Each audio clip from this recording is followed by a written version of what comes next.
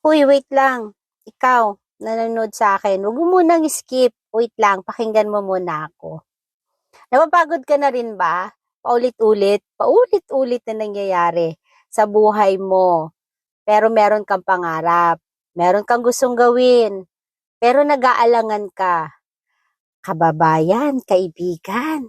Tuloy mo na yan. Huwag mo nang pag-isipan. Kasi, sayang yung araw, panahon na lumilipas.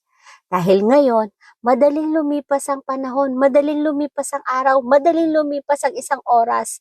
Kaya wag mong sayangin ang binigay sa iyo ng Panginoon na pagkakataon. Gawin mo na, kaibigan. Gawin mo na siya ngayon.